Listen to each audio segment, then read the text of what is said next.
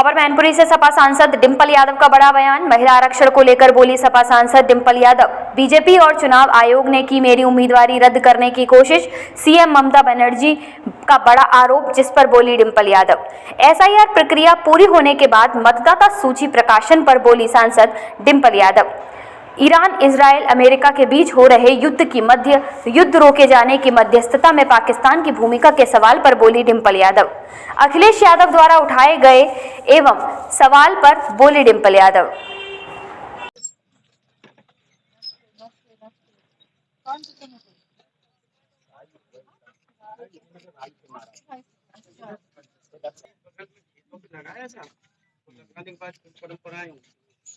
लगा के खड़े ही हो अभी आज ही बगल में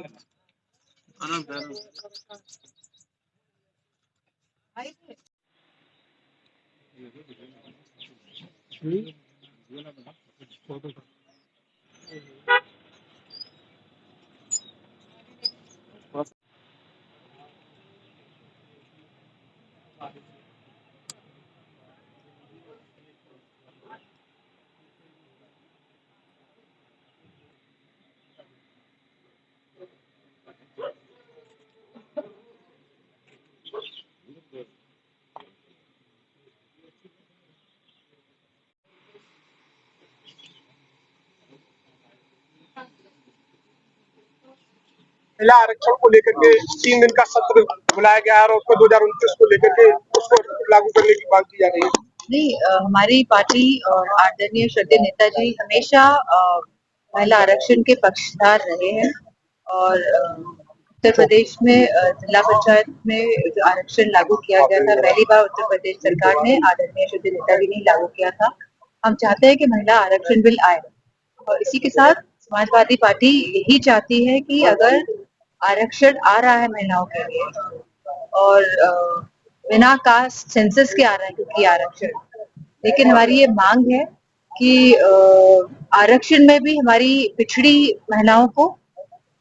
पिछड़ा वर्ग है, उन सभी महिलाओं को भी आरक्षण मिले और साथ ही हमारी अल्पसंख्यक बहनों को भी इसमें आरक्षण मिले, क्योंकि कहीं भी ऐसा लगना नहीं चाहिए कि कोई भी आखिरी पंक्ति या आखिरी छोर का हमारे जो समाज है वो छूटे। हम चाहते हैं कि सभी समाज की महिलाएं बढ़ चढ़ के इसमें आगे आए, जिससे कि उनका समाज भी मजबूत हो और सही मायने में आरक्षण महिलाओं को जो देने का जो प्रक्रिया है वो पूरी तरह से हम चाहते हैं फलित हो। जब बंगाल का चुनाव हो रहा है, ममता बनर्जी सीएम है वहाँ की और उन्होंने बड़ा आरोप लगाया, बीजेपी चुनाव आयोग के से मिलकर उनका सदस्यता रद्द करने की कोशिश कर रही थी। बड़ा लगातार इधर देखा गया है कि चुनाव आयोग पर आरोप लगाए जा रहे हैं, क्योंकि चुनाव आयोग खुद ही भारतीय जनता पार्टी और सरकार की छत्र छाया में, क्योंकि चुनाव आयोग को चुनने की जो प्रक्रिया है, जहाँ पे लीडर ऑफ ऑपोजिशन प्लस एक हमारे चीफ जस्टिस ऑफ इंडिया होते हैं और प्लस हमारे प्रधानमंत्री होते हैं, तो इसमें जहाँ एक प्रधानमंत्री और एक मिनिस्टर कैबिनेट के हैं और थर्ड है लीडर ऑपोजिशन की राय ली जाती है। लेकिन अगर 2 लोग अगर चुनाव आयोग को चूज कर रहे हैं और वो दोनों ही अगर भारतीय जनता पार्टी के लोग हैं, तो बताइए चुनाव आयोग का जो सिलेक्शन है वो कैसे हम मान ले कि सही ढंग से हो रहा है। ऊपर से जो छत्र छाया दी गई है, जहाँ पे ये विधेयक लाके ये बिल पास कराया गया है संसद में कि हम चुनाव आयोग पे कोई भी प्रश्न चिन्ह नहीं उठा सकते, कोई कार्रवाई नहीं हो सकती। क्यों नहीं हो सकती कार्रवाई? क्यों इस तरह का विधेयक लेके आए? तो ये अपने आप पर दर्शाता है कि भारतीय जनता पार्टी की जो नियत है इसमें खोट है और कहीं ना कहीं चुनाव आयोग के माध्यम से चुनाव की जो प्रक्रिया है, जो पूरे देश में होनी चाहिए बिना किसी पक्षपात के, सही ढंग से, उसमें कहीं ना कहीं क्षति पहुंचाने का लगातार कोशिश प्रयास कर रहे हैं। और क्योंकि अब उत्तर प्रदेश में जो ये पूरे उत्तर प्रदेश के लोग हैं इस बात से जागरूक है कि किस तरह चुनाव आयोग, किस तरह सरकार लगातार चाहती है कि लोग जिसको वोट करें उसकी सरकार ना बने और किसी और की सरकार बने, जिस तरह से भारतीय जनता पार्टी की सरकार बनी है अभी, जहाँ हमारे आसपास के न जाने कितने हमारे जो सांसद थे जो चुनने वाले थे उनको 2-2, 3-3 हजार वोट से हराया है। लेकिन बंगाल की लोग भी इस बात के तैयार है कि ममता बनर्जी वहाँ पे मुख्यमंत्री बनने जा रही है और उत्तर प्रदेश भी विकास के लिए और सभी समाज के हक समान और अधिकार के लिए मैं समझती हूँ इस बार सत्ता परिवर्तन करने जा रहा है। अच्छा मैडम, एसआईआर के बाद चुनाव आयोग ने फाइनलिस्ट उत्तर प्रदेश का भी चुनाव होना विधानसभा का, उसमें फाइनलिस्ट आ चुका है, तो इस एसआईआर के बाद आप क्या समझते हैं कितना बड़े मात्रा में वोट काटे गए हैं? नहीं, काफी वोट काटे गए हैं, हर विधानसभाओं से वोट काटे गए हैं और जो देखने को मिल रहा है, जो मजबूत विधानसभाएं हैं समाजवादी पार्टी की, वहाँ पे वोट प्रतिशत ज्यादा कटा है। तो इसको हम पूरी बूथ वाइज चेक करा रहे हैं। अगर इसमें कोई भी गड़बड़ी मिलेगी तो हम चुनाव आयोग या फिर सुप्रीम कोर्ट में जाएंगे। अच्छा एक आखिरी सवाल मैडम, युद्ध को लेकर शांति वार्ता का प्रयास किया गया था जो विफल हो गया है, क्या लगता है पाकिस्तान को इसको लेकर बहुत ज्यादा तारीफें मिली थी बटोरने को कि उन्होंने मध्यस्थता की थी, भारत की किरकिरी हुई, कैसे देखती हैं? तो तारीफ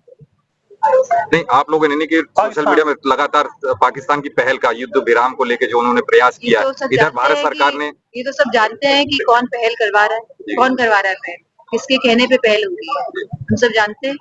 ठीक है, बीजेपी कह रही है कि हमारी पश्चिम बंगाल में हमारी भारतीय जनता पार्टी जो सरकार में लोग बैठे हैं वो कुछ बोल ही नहीं पा रहे, वो तो मौन धारण कर लेते हैं। जब इश्यूज आते हैं, जब वो बड़ी घटनाएं होती है, चाहे मणिपुर की घटना हो, चाहे ईरान की घटना हो, चाहे वेनेजुला की घटना हो, चाहे देश में कोई बड़ी घटना होती है, तो हमारी जो भारतीय जनता पार्टी के लोग हैं ये तो मौन धारण कर लेते हैं।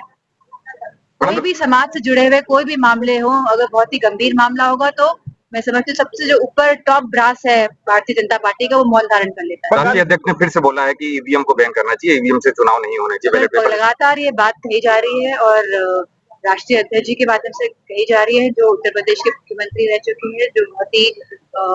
टेक्नोलॉजी को समझते हैं, जो पढ़े लिखे हैं। अगर ये बात कही जा रही है तो इसमें खास तौर पे जो भी कही जा रही है माननीय राष्ट्रीय अध्यक्ष की बात, उसपे मैं समझती हूँ कि बड़ी ही मजबूती के साथ, बड़ा ही जो बात है ये सही कही जा रही है, उसमें पूरा बल है इस बात में। और अगर लोग अपने मत डालेंगे बटन ना दबा के बल्कि ठप्पा डाल के, तो मैं समझती हूँ कि ज्यादा सही रहेगा। बीजेपी कह रही है कि पश्चिम बंगाल में बड़े-बड़े देशों में जितने भी प्रगतिशील देश हैं आजकल कैसे वोट डाल रहे हैं, बैलेट पेपर से डाल रहे हैं। कोई भी मशीन से वोट डाल रहा हो तो बताइए, जर्मनी हो, अमेरिका हो, आसपास के हमारे देश हो, कोई भी नहीं डाल रहा है मशीन के द्वारा, मशीन के माध्यम से, क्योंकि आजकल टेक्नोलॉजी इतनी डेवलप हो गई है कि हम समझ ही नहीं पाएंगे टेक्नोलॉजी का प्रयोग किस तरह यह शासन प्रशासन और ये सत्ता के लोग कर रहे हैं। बीजेपी कह रही है पश्चिम बंगाल में परिवर्तन होने जा रहा है बहुत बड़ा। बंगाल के घोषणा पत्र में गृह मंत्री ने पश्चिम बंगाल से परिवर्तन पूरे देश का शुरू होने जा रहा है।